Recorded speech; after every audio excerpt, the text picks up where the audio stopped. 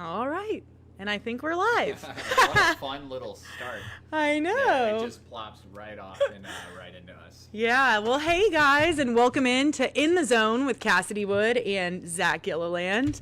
We're really excited about this. This has been like a year-long coming for me. I mean, I've wanted to do something like this for so long, and Zach's thankfully doing it with me. So there are two important things in Cassidy Wood's life. Oh, gosh, here we go. Number one is going to be your wedding day. Uh-huh. And then number two is this. So you're halfway there. We're yeah. getting something One of the boxes are checked. You've been planning this for a very long time. Yeah, and I'm just so excited that it's kindly coming to fruition. I mean, you know, the way the times are now, it's just an opportunity to highlight our local kids more, our high school sports more, and college as well. So I'm just really excited about it. Absolutely. High school sports, it's really been picking up in West Virginia. I mean, we have so many athletes here just in the Mountain State alone that have D1 offers. And not just that, I mean, we have so many kids that are going to different schools here. So it's awesome to kind of highlight them for when they're in undergrad to where they go to college. And so yeah, totally. And it's really important too to showcase them as much as we can. And you know, we only get like 2 minutes in the 6 o'clock news, so you know, this is an opportunity to highlight those kids. We do have some highlights as well that we'll be showing you guys. So yeah, it's just going to be a good time. It's going to be chill. We're just hanging out for an hour, 7 to 8 on Thursdays. We'll just be chilling here in the zone, and yeah, just hanging out. So right now, I'm keeping an eye. We do have 3 area games going on as we speak. Of course, we have the huge rivalry down in Logan County, Man and Logan. So that is going on right now. We have a buddy of ours that is down there, so we're keeping an eye on that. And then we also have Morgantown that is visiting South Charleston right now. Rick Ryan's over there. You guys probably know who that is. But yeah, he just said that the opening kickoff went to South Charleston. So there you go. And then we also have up at G-Dub, we have George Washington hosting Cabell Midland. So we do have a lot of really good games tonight. And then, of course, we have a ton of awesome games that will be happening tomorrow as well. But as far as the 3 that are tonight, Zach, who do you think's going to win? And so we're doing pick'ems, guys. We're going to do pick'ems. We have like 21 area games here in just West Virginia alone. I mean, we cover Kentucky and Ohio as well, and we will get to those games. We actually have our weather guy, Spencer Atkins, that will be out in Ashland tomorrow night as they take on Boyd County. So we will have those, but tonight we're going to talk just West Virginia high school football. So, all right, George Washington, Cabell Midland, who do you got? Well, if we take a look at the matchup last year, it wasn't even close. Cabell Midland won this one 35-7. Coach Luke Salmons has a phenomenal program over there. They're a very frustrating team for me to cover because when you have a camera and they run the triple option, you don't know who the heck is going to get the ball. So I've been pump faked many times. And I make fun of him every time. George Washington, man, they got Fenwick at quarterback. He's a junior this year, started last year, so it's nice to have that experience back, especially as an upperclassman now, being a leader. It's at G-Dub.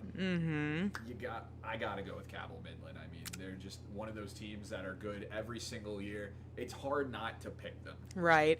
I will say this, you know, I did get a chance to talk to Coach Edwards at MSAC Media Day, and the thing with his program is he has the quality there. I mean, he has the talent, he has the players, but for whatever reason over recent years, I mean, the numbers have just been declining. So, like, he has the talent, but he doesn't really have the depth. So the concern with G-Dub this season will definitely be the injuries, and if anybody does get hurt or anything like that, there might not be a backup. So we got to keep an eye on that. With Cabell Midland, I got to say it, Chandler Schmidt was their go-to guy last year, and this is their first year without him. So, you know, they're kind of a question mark for me because I don't really know, you know, who's going to fill those shoes. I know he was a big dude that could run through pretty much a granite wall. So, like, not having him, he's at Navy now playing basketball, by the way. Congratulations to him. That's a huge deal, playing Division I basketball.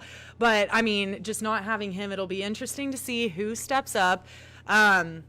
I think this one's going to be a lot tighter than we think, and I do believe it'll be pretty high scoring. But yeah, I'm going to have to agree with you. I think Cabell Midland's probably going to come out on top. Hopefully we don't agree every single time. I don't think so. We're going to go head-to-head a couple times here. I can guarantee you that. I can guarantee you. They should see our arguments off camera. Yeah. Oh, no, they shouldn't. No, but then we have Morgantown, the team from up north, coming down here to South Charleston. South Charleston is a very interesting program. They have a new head coach, and Carl Lee played 14 years in the NFL. He's like, what, a 3-time, 4-time Pro Bowler? Three-time. Yeah. So, I mean, he's kind of an amazing dude to learn under, especially if you want to play in the NFL. Now, Donnie Mays, their previous coach, is now at Hurricane. When he left, we did see some kids, move, leave, or just bow out of playing. So, at MSAC Media Day, Carl said, come August 1, I don't even know who's going to be on the field, honestly. So they're a big question mark, and, Morgantown is Morgantown, so they're always going to have the talent. But who do you have for that one? I mean, you kind of have to go with Morgantown with all the turmoil. And me as a South Charleston resident, it kind of hurts. Yeah. But, I mean, South Charleston, they just have so many question marks. Trey Dunn is in South Carolina. Another one that left, yeah. In Myrtle Beach, I mean, it's kind of hard to pass up a Myrtle Beach. I was just there a couple weeks ago. Yeah. But humble brag.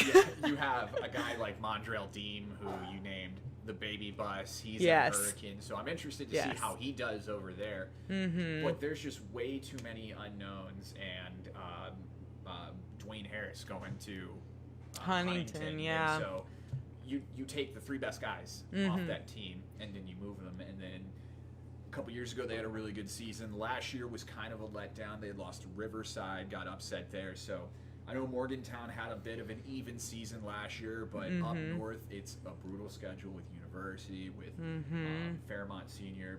So powerhouse programs. And South Charleston, they won this game last year, but I really think Morgantown comes out on this one.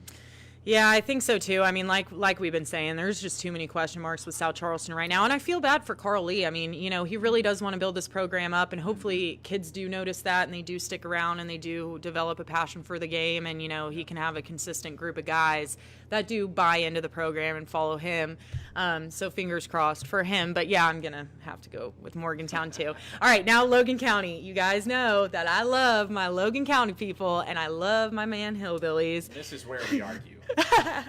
This is where we argue for sure. And I actually went on a podcast on Monday with Ryan Pritt and Jack Winthrow, and I did a little hezzy-hey on them because I will say, man makes me hesitate. They had a lot of guys that graduated or moved on, and so they are a younger team. And last year, I forget, Logan won it 21-14. I was at that game, and it could have gone either way. And so I don't know. I think I might go with man. I'm going to stick with my Billies. Well, they say God made man. There we go. Well, we know you love your Billies. Yes. It is the worst kept secret in all of West Virginia here, how much yes. you love your Billies. Yes. I'm going with Logan. They're the home team. Fun fact, so Logan won 6 games last year. Mm-hmm. This is the most wins they've had since 2013. That's actually crazy. It's been a while since Logan has had this much success. I remember we did Word of the Week last year. Yeah. Because I was at Logan at Pocola. I was talking to all the fans from Logan County, and they were just so excited about this football season because it's been a while since they've had games like this. But it hasn't been a while since they've won state titles because those guys, girls basketball, baseball last year, Kevin Gertz obviously knows what he's doing. The last time this game was in Logan, man won 44-6 in 2020. Wow. So there is a chip on the shoulder of the Wildcats. I think they do it. I think they've got a pretty solid team this year. Yeah, definitely. Obviously 2020, when I was researching a little bit and doing the notes and stuff, 2020 is just such a weird year. It was the COVID year. Obviously, we had that wonderful color-coded map that just made everything so easy for us to cover games and for coaches to plan games. So that was a very interesting year. So, but yeah, it will be a good game, I think, tonight in Logan. So that'll be really exciting. Now, let's move on to tomorrow night. Our game of the week is Winfield versus Hurricane, and we do, as I mentioned, have some highlights for you guys. Now, the last time Winfield won this game, it was 2013. So it's been a very, very long time, since Winfield has come out on top, but what an opportunity to do it this year. I mean, a year where both head coaches are brand new to the programs.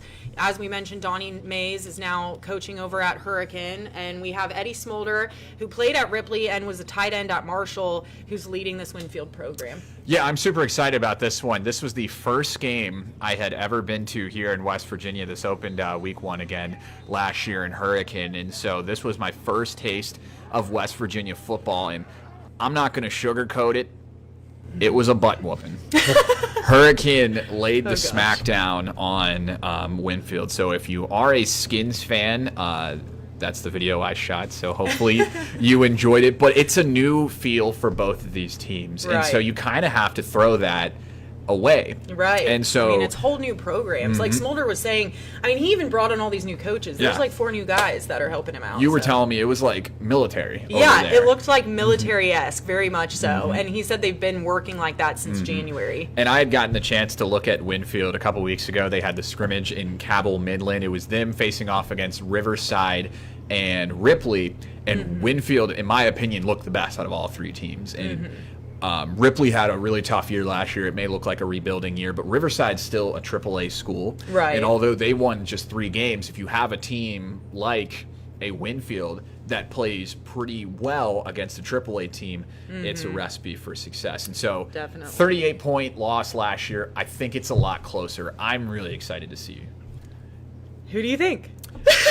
Forgot about that one. Who do you think's going to win? I'm going to have to go with Hurricane. I think Hurricane. you add Mondrell Dean. We don't know about the quarterback situation. Ismael Barrero, he was really good last year. When you have a 6'2", 220-pound steam engine coming your way, you can't stop them. So I'm going to go with Hurricane. I think they continue the streak here. I will say, Donnie Mays, I mean, he spent, it's 16 seasons out South Charleston. He won 118 games, 3 state titles. He has that experience as leading a program. You know, he was a head coach for 16 years and had a lot of success doing it. So you can't really count out a guy like that. As I said, like the other day, I mean, it's Donnie, and I know him pretty well at this point, and I just know that dude is not winning or not losing his first game.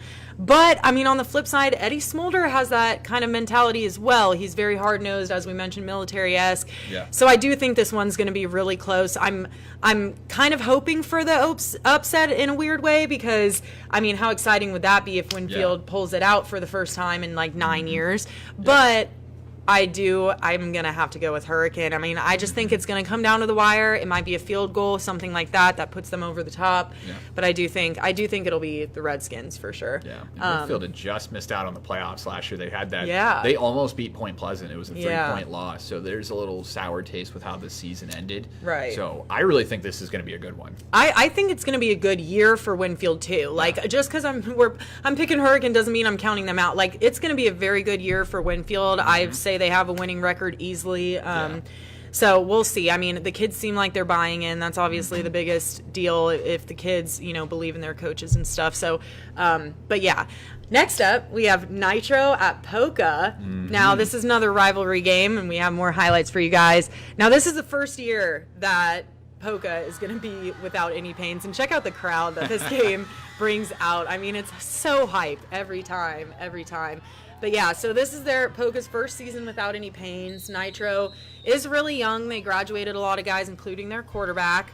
And Nitro only had 2 wins last year. They went 0-7.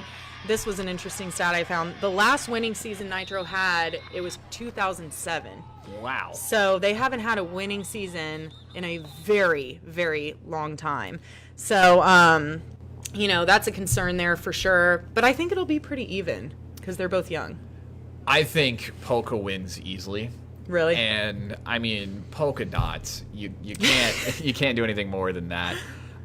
This was a 3-touchdown game last year, and I mean, this is the first year without the Payne brothers, and I mean, we talk about them so much because look at what they meant to their program. Right. And so they do return Jordan Wolf, their starting quarterback. They have a couple guys still on the offense, and so even though they don't have a 6'5" Kobe Payne or an Ethan Payne, a couple D1 players, I still think they win. I think this may be a lot low scoring just because of Poca's MO is running the football, running it right at you. They don't throw it that often. And Nitro, Neither team does, yeah. Nitro, tough year last year. When you lose your starting quarterback, it's hard to replace guys like that. And especially if you are an underclassman, I don't know who their quarterback is going to be just yet, but when you have a guy starting out, the first year starting, it can be really tough, and especially against a well-coached team. Seth Ramsey has a great program year in and year out.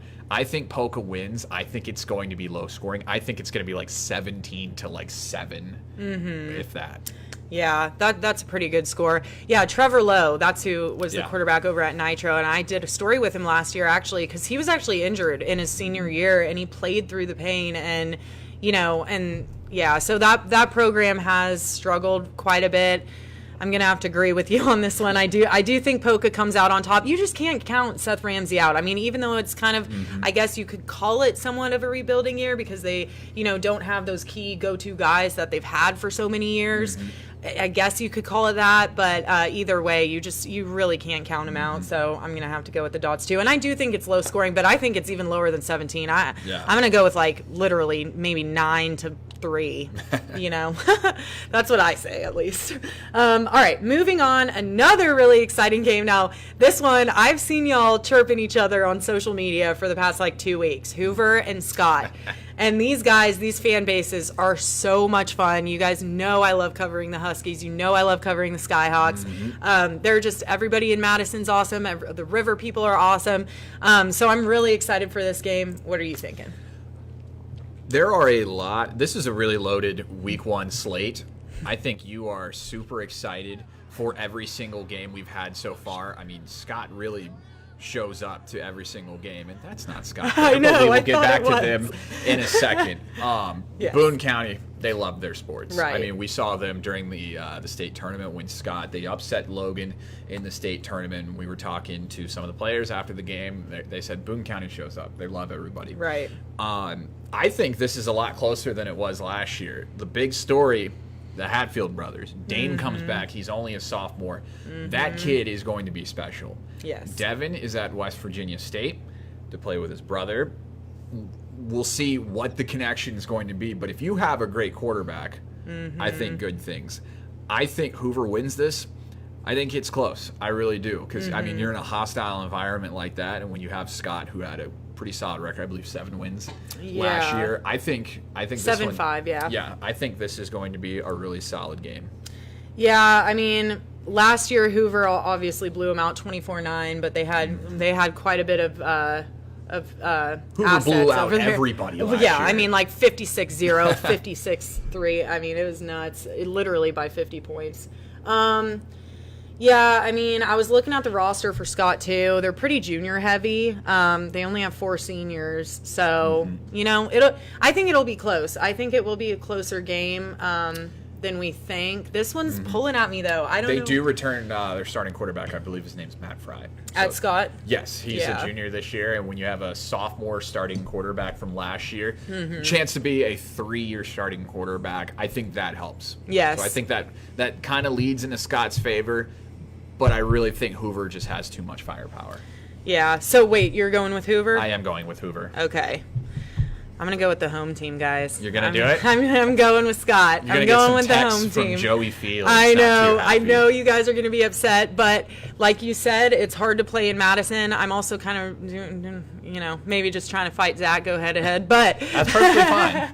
We can do a wager. Hey, we make things interesting here. Yeah. But yeah, I mean, obviously, Joey Fields is an incredible coach. Even in this offseason, he's been taking his guys to all these college campuses and all these places, and even got really a D1 learning. kicker who committed to Marshall. Yeah, so we like to see that. Yeah, so I do think it'll be high scoring. I do. So. I think they're going to put on a show because, I mean, the Hoover crowd travels well, too. And being in Madison, I mean, it's just going to be an electric environment. We're really excited about it. And obviously, we'll be down there. So, we'll have someone down there. But, yeah, so that'll be a really fun one. Now, kind of ruined the surprise, but let's go ahead and talk about Huntington and Spring Valley, another huge matchup. So this one is going to be pretty interesting because it's Spring Valley's first year without their big guys, most of them up at WVU now, like Corbin Page and stuff. Yeah, it's kind of incredible. Spring Valley has like 6 guys on the WVU football roster. So big shout out to Brad Dingus and what he's doing. Yeah, what he's doing over there. But yeah, who do you have in this one? I think this is Huntington. So I'm tight with Huntington. I think they're going to be a really good team. I don't know why I'm drawing a blank on the head coach, Billy Seals. I have no idea why. I think I was just thinking Brad Dingus over there. Yeah. I like Billy Seals. We can shoot the breeze every time we're over there. Yeah. I think Huntington is my pick to go back to the state title game. I know. Big take. That's not really a big take alert.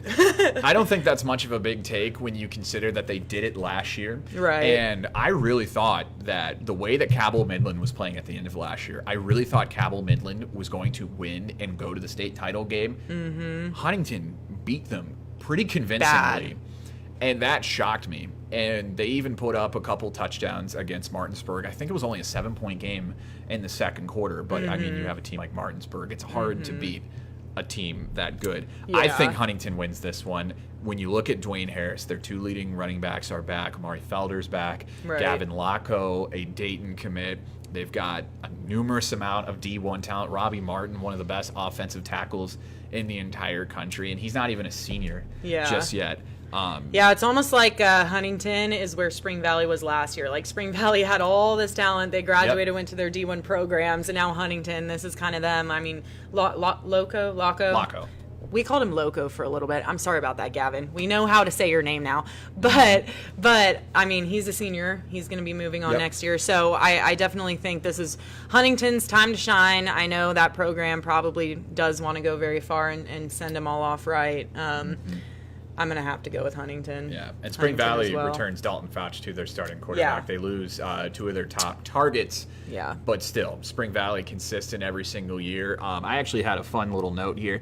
Before last year's 9-6 game, it was a 3-game winning streak for Spring Valley, and including a playoff game mixed in there. So I think these 2 teams play each other tight. Yep. I personally think Huntington wins by 2 touchdowns. I think it's a 2-possession game. Gotcha. I really do. 2 touchdowns, huh? I think it'll be a little closer than that. I think it'll probably be maybe 9 points, maybe 1 touchdown. It can go either way. The thing too is it's at Spring Valley, and you got to incorporate the grass as well. I mean, that's another thing. Huntington plays on turf every day. Spring Valley, they're sticking with the nitty gritty. Their AD was at MSAC Media Days, and he was saying that people keep asking if they're going to bring in the turf, but they're just not going to do it because that's not the blue collar mindset of Spring Valley. It plays to their advantage too. Pretty much every school in the state, or at least in this area, flies on that turf. Yeah. I can think of just a couple off the top of my head that still has grass. Yeah, so and I mean, one of them only has grass because their school got flooded. So they're about to have turf next year. So that's exciting, Hoover. Really excited for you guys. All right, so moving on, let's head to St. Albans versus Parkersburg. Now, I'm kind of worried because I think when we pull up this video, it's probably going to be Scott and Hoover, but you know what? We'll see, and we can talk about it again. We can talk about it more. How about that? See, guys, it's episode 1, so we're still learning over here, okay? It's brand new technology, so just stick with us, but who wouldn't want to go back and talk about the Huskies a little bit more? Look at that. There's Devin Hatfield. Shot. I wonder who made that shot. Who did that? Me, I think so. Yeah, I know. That's great. You did a great job. Thank you. And that's Thanks me right here. So, yeah, there we go. Bragging about ourselves in the pod. No, I'm kidding. But yeah, Devin Hatfield, like we said, that's going to be a big miss, obviously, for Hoover. But they still have a Hatfield, so that's good. Always got to have a Hatfield. Yeah, always got to have a Hatfield. All right, now moving on. St. Albans and Parkersburg. So this one, I just feel really bad for the St. Albans program right now. I was talking to the coach recently. He said they have 20-plus guys that have never touched a football before. That's crazy.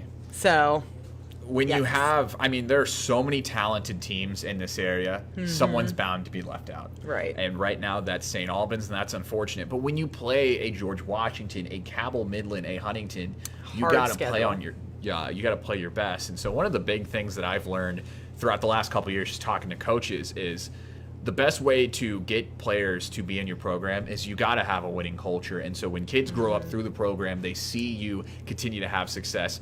Hoover softball, just to name. Those girls live and breathe softball. Right. And so when you struggle, it's a little bit hard. These teams haven't played each other in 5 years, actually. Wow. Parkersburg won 49-10.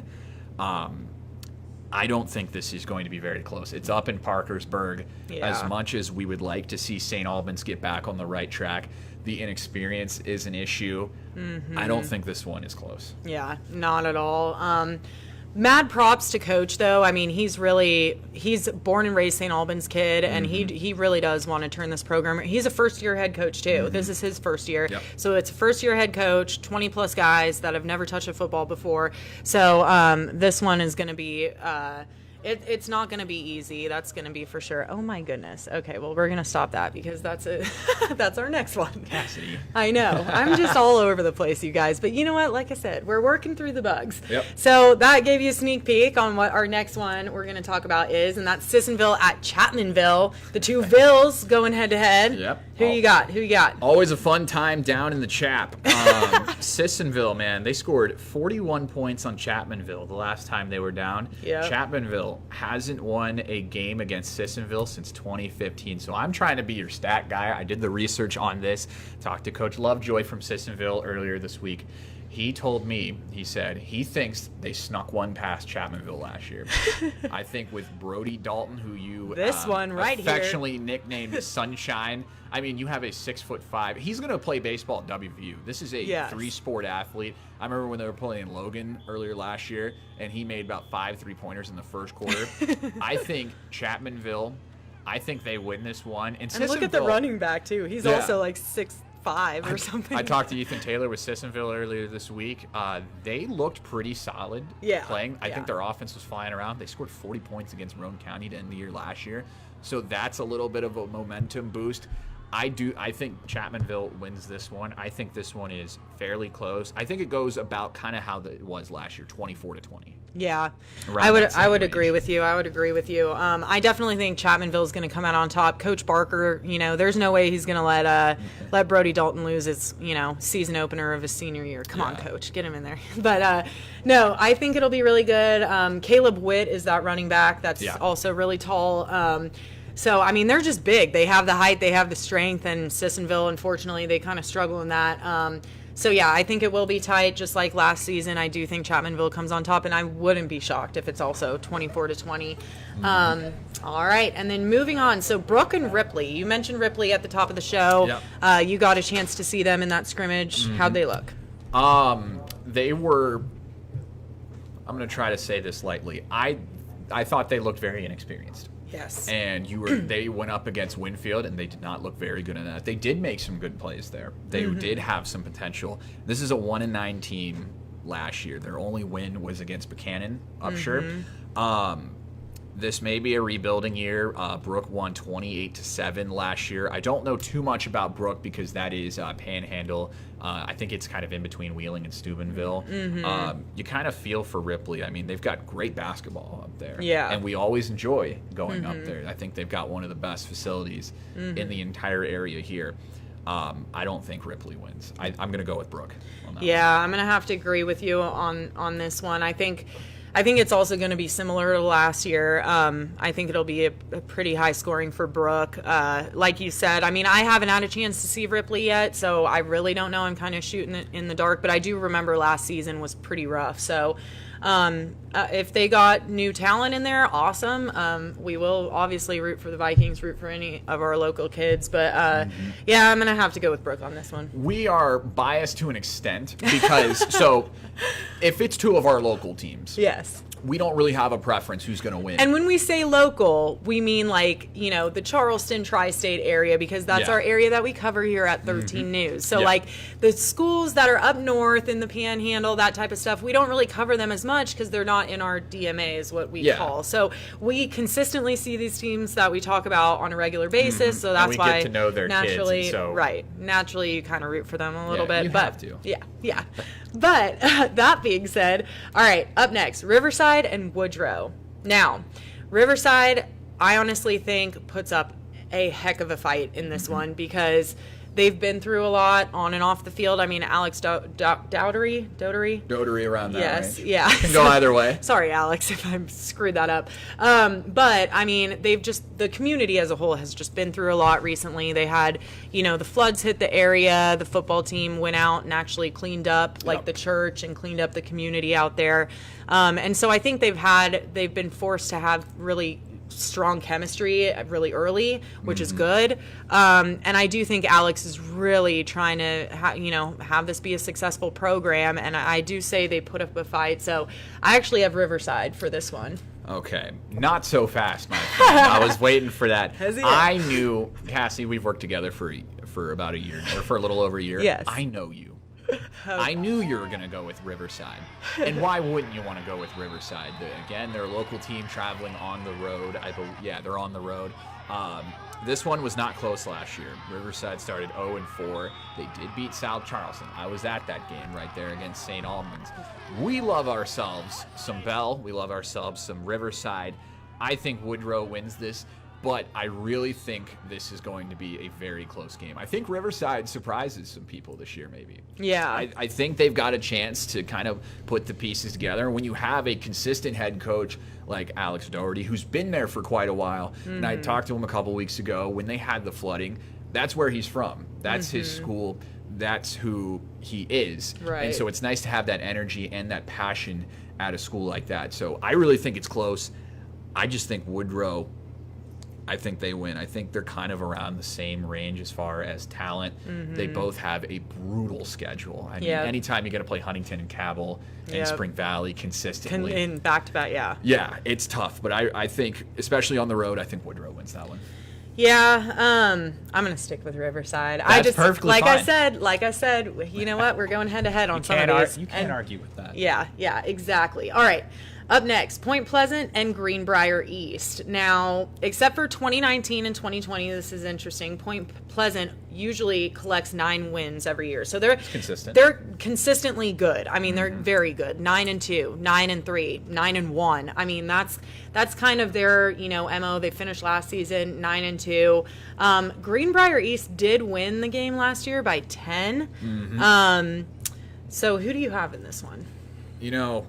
I think Point Pleasant wins this one. I think, see, this is the difference. Again, you have a 2A school versus a 3A school. Yep. There isn't that much of a difference between that much. It'd be different if you were a 1A school playing a 2A or a 3A, like Man and Logan. Man has less players than Logan, but they've played each other fairly tough the last couple years. Right. Point Pleasant, they looked really good against Winfield last year. They were part of the reason why Winfield didn't make the playoffs. I think it was a 17-14 win last year. They won 9 straight games last year and 30 more points in 6 of those. So they have a really good offense there. Greenbrier East, I mean, they're consistent. It's Lewisburg.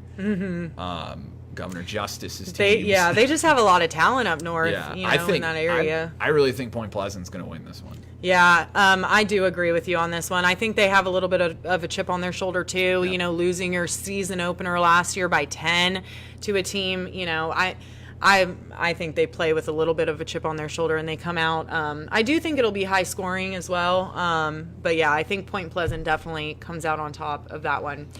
Now here's the fun one: Magnolia and Ravenswood. Now guys, both of these teams finished last season 1-9. So let's hope this game is a little more exciting than those seasons, huh?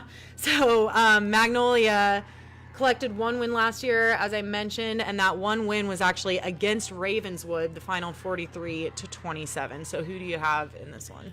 Cassie, you know me very well. I love me some Ravenswood. Their basketball, so much fun to go up in the pit.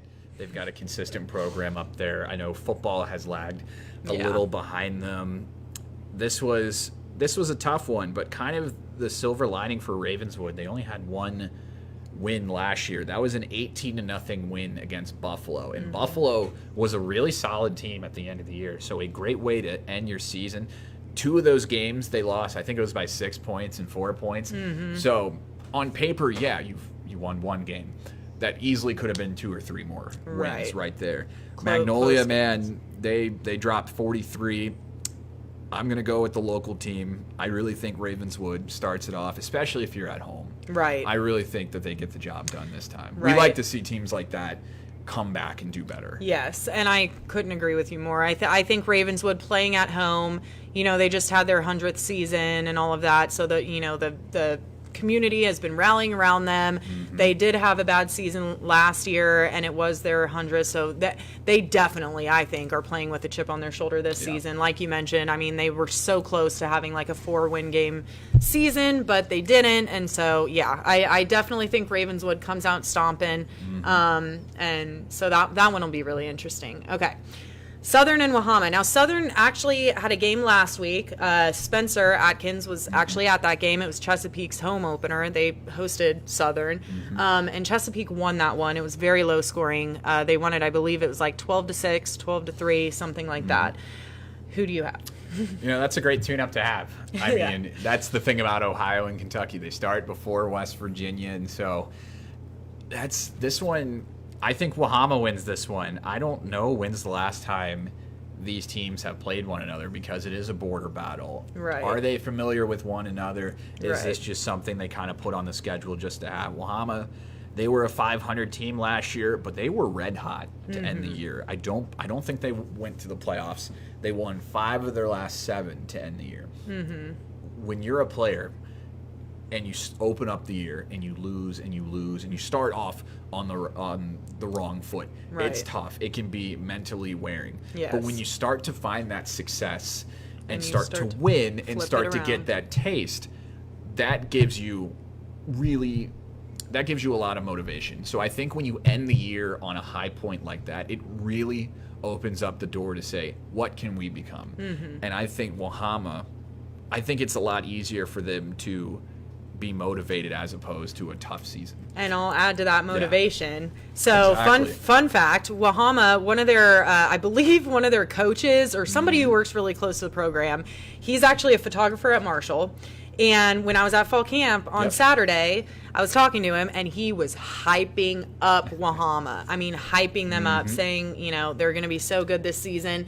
So, yeah, I'm adding to that. It's easy to say that when you've been around the team for the entire time. This is me growing up in the Washington area and hearing nothing but good things out of the Commanders. Be like, this is going to be our year. This is the year we do well. And then you get a 7-9, 6-10 season every single year. That's just me being a Washington sports fan. Yes. But I agree with you in that sense. I think Wahama, state champions in softball. They've got a state champion shot putter too. Yeah. I think Wahama, they've got a winning culture there. Yes. And when you take a team like Southern, only 6 points in their opener, I think the White Falcons do it.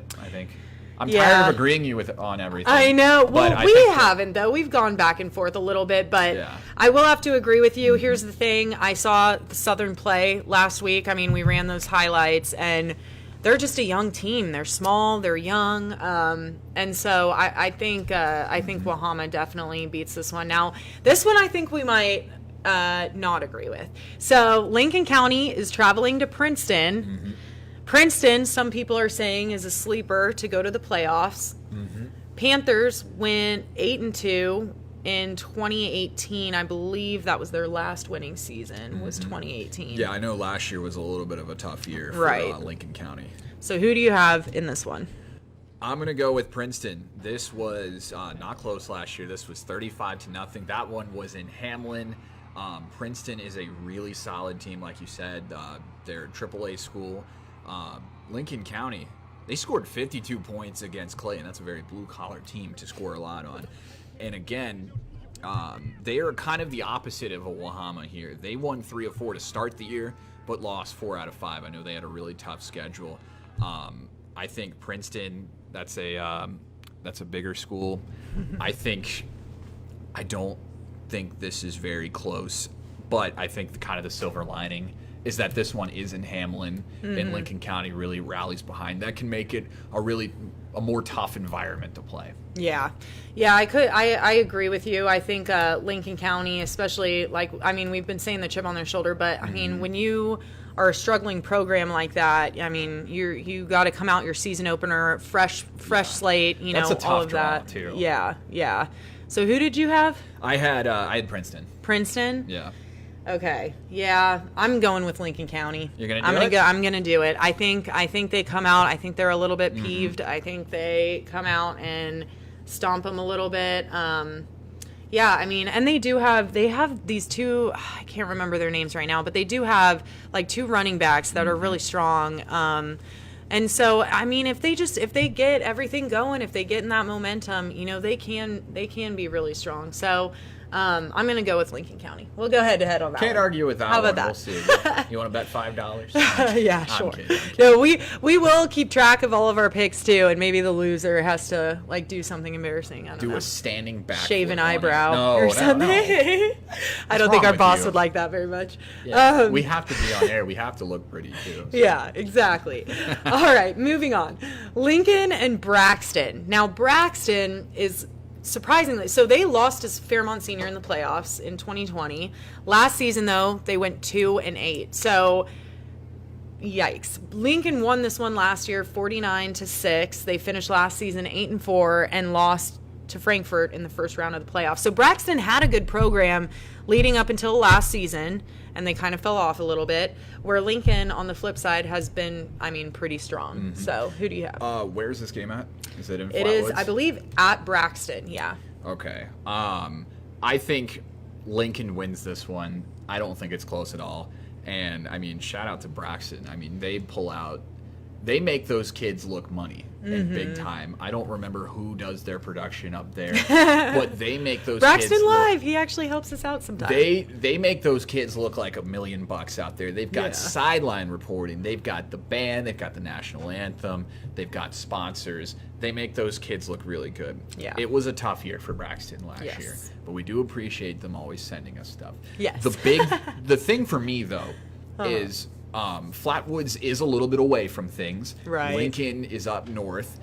Could make a harder drive to come down, and especially if you're opening up the season in Braxton, the fans are going to be out there. I think that makes it a little more challenging for Lincoln. We don't really know too much about Lincoln, but I mean, when you talk about an 8-win season, I mean it doesn't lie, the score. I think Lincoln wins. I don't think it's close. I think Braxton does put up a fight though. Yeah, I'm going to disagree. I think Really? I think Braxton might come out and win this one. Now, last season, I think they were also kind of riddled with injuries. I'm not 100% sure on that, but I'm pretty sure our guy that's down there and shoots for us, he told me that. So they kind of had a surprisingly bad season last year, and I think again they're a little bit peeved, and they might come out and especially at home. I mean, it's really hard. You have to be very, very good around here in West Virginia to be able to win on the road. I mean, no matter what school, fans are crazy at high school football games, and so I just think Braxton will pull this one out. Okay. So yeah, I'm going with Braxton. All right, up next, Nicholas versus Oak Hill. Now, Oak Hill has 5 seniors, 2 juniors, so they have experience. Nicholas won it last year by 2. This was a very close game last year, 27-25. Who do you have? I'm going to go with Nicholas County. One thing for Oak Hill that I noticed from last year, they had a absolute beast of a running back, Leonard Farrell. The first time that I saw him was up in Ripley, and Oak Hill, that was a very high-scoring game, but Oak Hill, man, I think Farrell had like 3 touchdowns. Yeah. In just like the first quarter, and he was our yeah. player of the week. He's actually going to Fairmont State.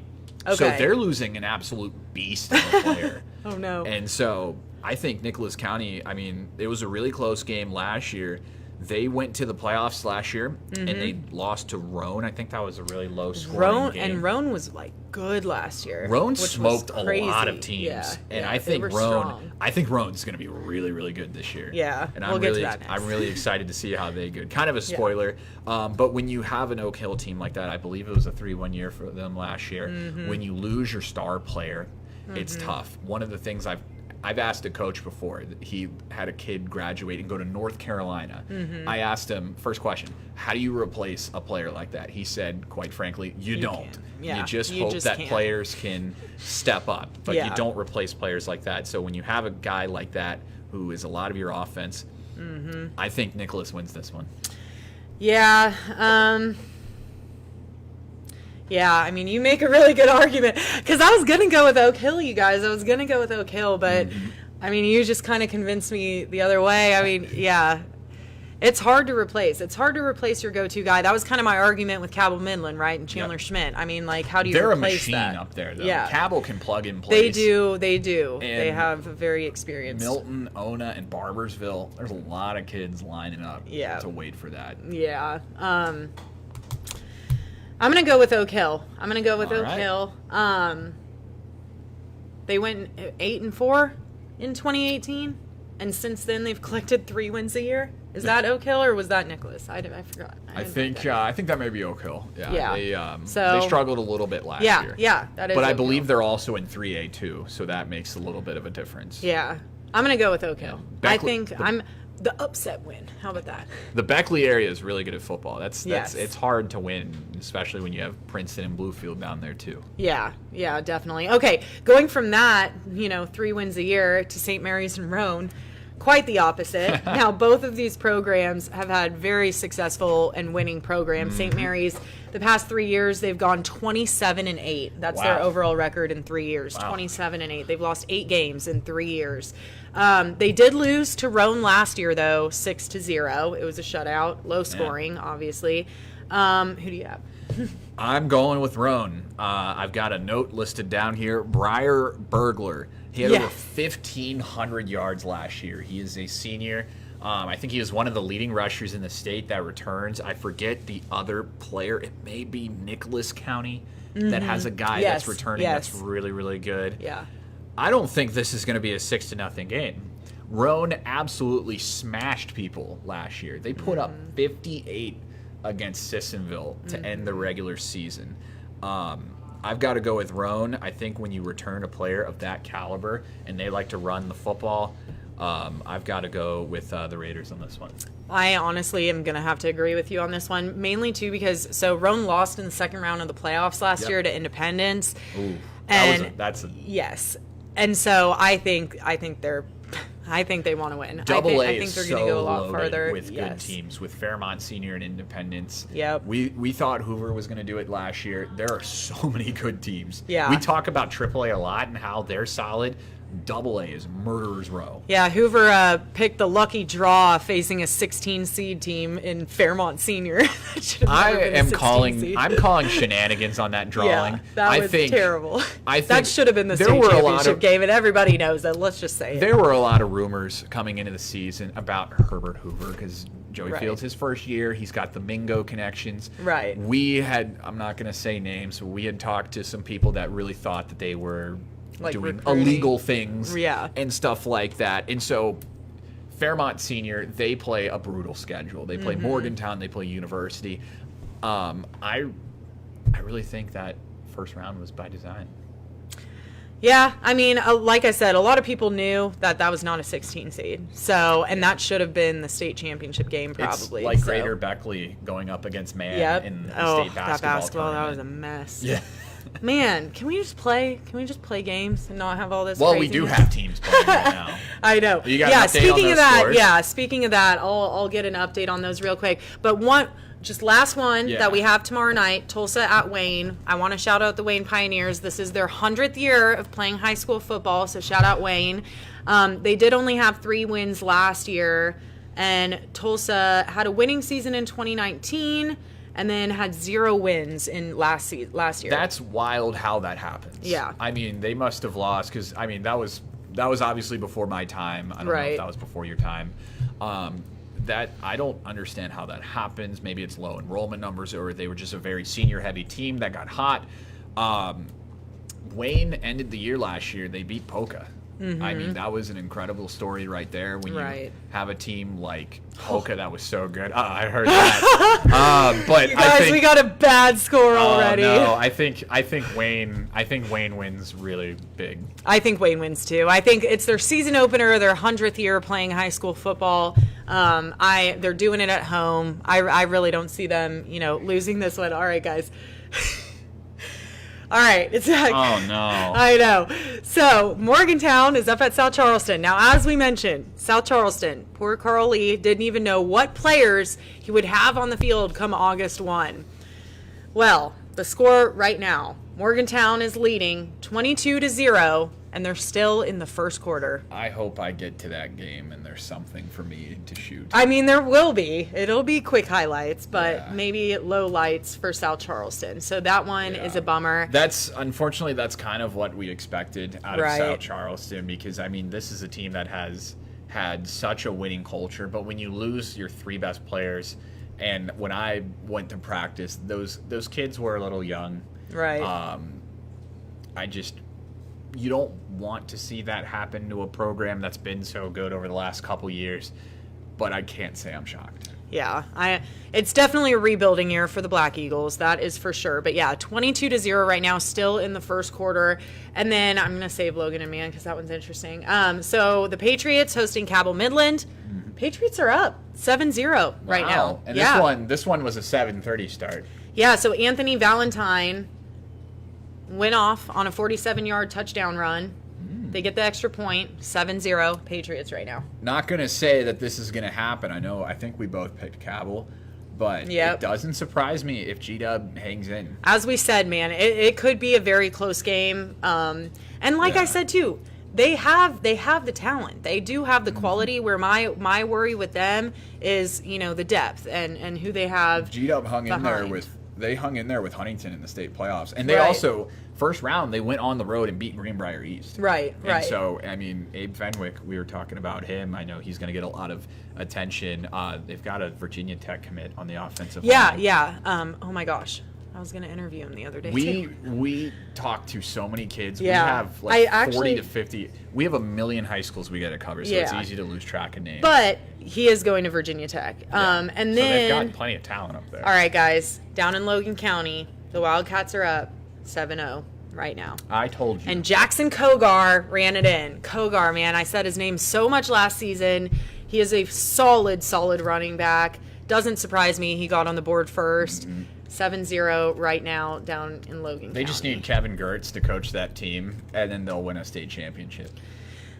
Yeah, I know, right? I mean, the whole we need to baseball have team's Gertz on the probably show. on. That reminds me, by the way, you guys, like this tonight, it was our first episode. It's just us. Thank you for hanging with us through all the kinks and stuff. But we will eventually, we're going to go out on location eventually. We have a couple cool sports bars and areas that are interested in having us. So we will be out on location soon, and we will be asking guests to come on.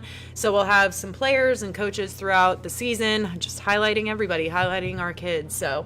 And our programs around this area. So we're really excited. Yeah. How do you think episode 1 went? There were some kinks. We'll see. Sorry about the Hoover Can we stuff. see if we got any comments, too? And see if anybody had been asking us questions. Or if they're just talking smack, because that might have happened, too. That probably happened. But we're really excited to see it. I don't know. I think it was on your Facebook page was the original one. But yeah, again, just thanks for hanging with us, guys. Like I said, we're going to be doing this for a while. Nope, just we got spam. Yeah, we just got spam. Yeah, that's a really big just problem. Just got some on social spam. media.